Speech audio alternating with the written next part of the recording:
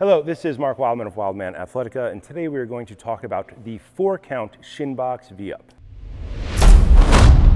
The 4-count Shinbox Vup is an evolution of a sliding V-up. A sliding V-up starts from a crab position, slides out into a V, maintains control. The Shinbox version, instead of starting with our knees pulled to our chest, will start in a Shinbox. There will be 4 counts for every 1 rep. The Shinbox version emphasizes hip mobility. It is a more advanced version of the sliding V, but it is a much slower activity. So they have 2 separate purposes in training. The sliding V is fast and you can do it for high reps. The Shinbox V is a core training and hip integration exercise. Let's review our sliding V very quickly. Our sliding V starts with our knees pulled into the chest to help people learn to flatten out their lower back. Pull the belly button into the spine, slide out, find a balance point, make perfectly straight legs, draw the abs in, shoulders down away from the ears, pull the knees towards the chest, rock back, control all the way down. Take a moment, pause, pull the knees towards the chest to decompress the lower spine, sit all the way up, find that activation specifically in the quads. If the quads are not like rocks, you're not doing this right yet, go all the way back down. The Shinbox V starts from our Shinbox position instead of from knees pulled to chest position. This is our Shinbox. Our Shinbox has the toes of one foot line up approximately with the knee of the other foot, instep to thigh. The goal here is to take our hip, drive it all the way down to the ground. When we are doing our Shinbox, we're gonna call this our rear knee. This is our lead knee. That's because if we were to make it into a Shinbox extension, that would be the leg in front, so we're gonna call that lead. We're gonna call this our lead hand. When starting with our Shinbox, take your hand, put it on the ground, drive your shoulder away from the ear to verticalize your spine and drive this hip into the ground. If it feels like your hip is being pulled apart, that is accurate. That is exactly what you are doing to your hip. To do our 4-count V, start with the rear leg. Rear leg, extend, lock out, 1. Lead leg, 2. Rear leg, 3.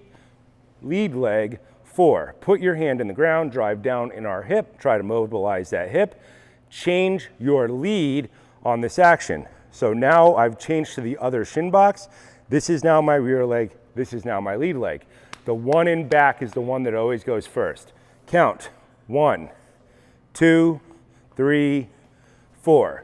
Drive into the ground, take a moment, 1, 1,000, 2, 1,000, open up that hip. Count, 1, 2, 3, and 4. Hand on the ground, drive into the hip. Count, 1, 2, 3, 4. Drive into the ground, stretch out that hip. 1, 2, 3, and 4. For an exercise like this, you will most likely have one hip that wants to move better and one hip that wants to move worse. Use this exercise slowly. Pause for 1 or 2 seconds in each position to allow your body time to fire those muscles and to adapt. We're not trying to do this super fast.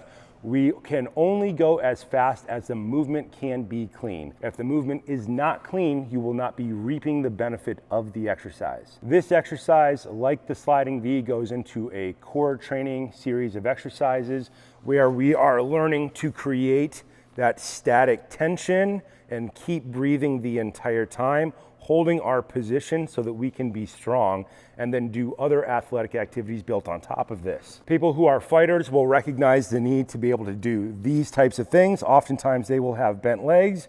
We are doing them with straight legs for the most part because it's the hardest position to be in and requires the most control. We can introduce movement after we have achieved a good understanding of how to maintain that tension and then move from there. We're building a stable platform to then build other types of movement on top of later, whether it be fighting ground defense or whether it be building our L for, say, L pull-ups or L rope climbs. This is a simple way to move into and out of the position over and over and over again so that people can learn how to do each one of these individual core controls on an easy path over and over and over again. This exercise is usually done in a time under tension format where you would set a clock for a specific amount of time. You would count the number of clean reps with good leg lockout, write it down, and the next time you would try to get one more rep. Move a little bit faster and shave microseconds off of each rep until your numbers go up and they balance out and cannot get any faster